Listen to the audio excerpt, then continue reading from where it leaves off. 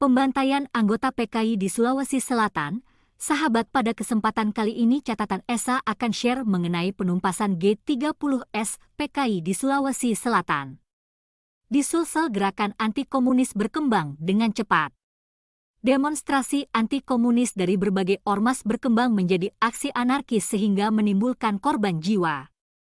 Minggu pertama Oktober 1965 terjadi pengeroyokan massa terhadap Dr. Sunarso di tempat prakteknya karena dituding menyokong kegiatan-kegiatan PKI.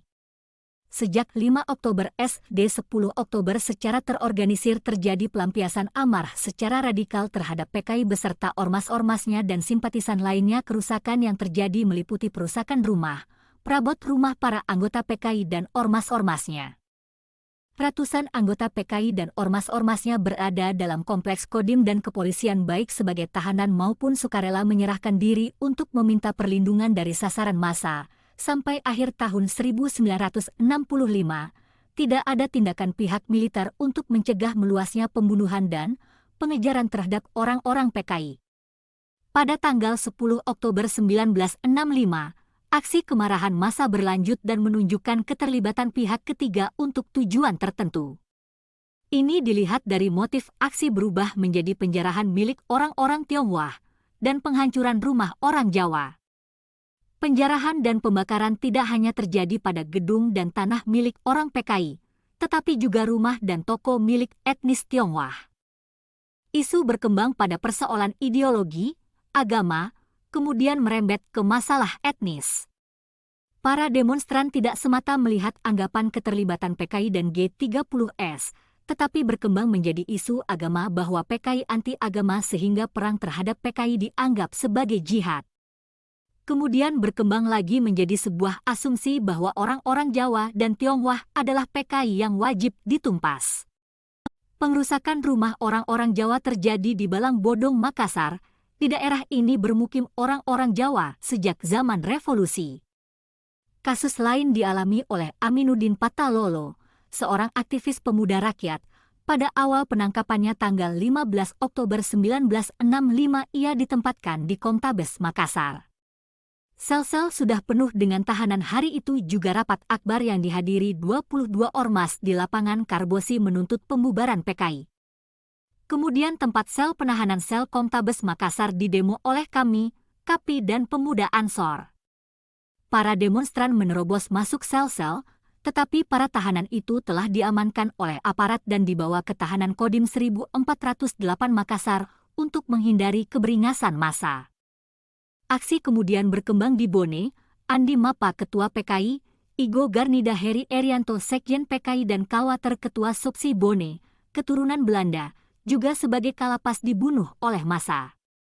Aksi massa di Bone berlangsung secara spontan sampai di penjara dan Kodim Polres tempat orang-orang PKI meminta perlindungan. Gerakan massa itu menerobos membawa senjata tajam dan bambu runcing.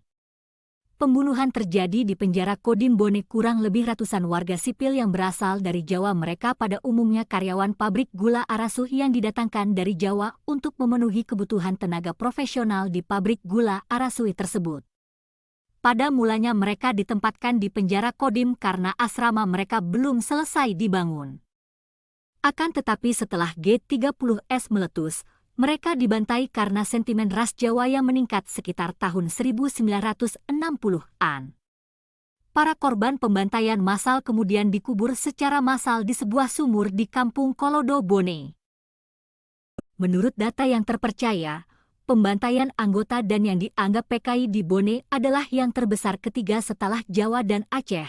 Jumlah yang dibantai di Bone adalah 350 orang. Di Kabupaten Bantaeng terjadi pembunuhan terhadap M. Ali Yusuf, Ketua DPC PKI Bantaeng. Di dalam sel penjara ia dikeluarkan atas desakan anggota Muhammadiyah di bawah pimpinan Usman Maesa dan Suaib Naba. M. Ali Yusuf dibawa ke depan Masjid Raya Bantaeng lalu dibunuh oleh massa. Kemudian pembunuhan terhadap Abdul Rahman Holi, salah satu penyokong dana kegiatan 2 PKI. Ia dibunuh di dalam rumahnya sendiri sekitar jam 9 malam oleh massa yang dipimpin Usman Maesa dan Suaib Naba, menyusul Abdul Syukur, Ketua Buruh Bantaeng. dibunuh di pasar oleh sekelompok orang sampai seluruh tubuhnya dicincang dengan senjata tajam. Nasib yang sama dialami oleh Haji Amran, Ketua Pemuda Rakyat Bantaeng. Dia dibunuh dalam sel kepolisian Bantaeng oleh sekelompok pemuda Ansor di bawah pimpinan Patahudin.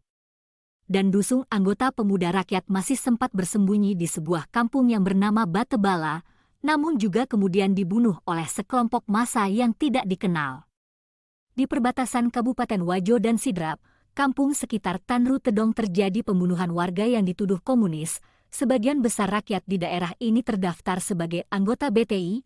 Mereka telah menerima bantuan berupa alat-alat pertanian dari PKI kemudian digolongkan sebagai bagian dari PKI. Para petani berusaha menyelamatkan diri dengan cara bersembunyi di rumah sanak keluarga di luar kampung. Pembunuhan juga terjadi di daerah Bone-Bone, Kabupaten Luwu, di sebuah daerah transmigran, umumnya mereka berasal dari Jawa. Demikianlah artikel yang membahas mengenai pembantaian anggota PKI di Sulawesi Selatan.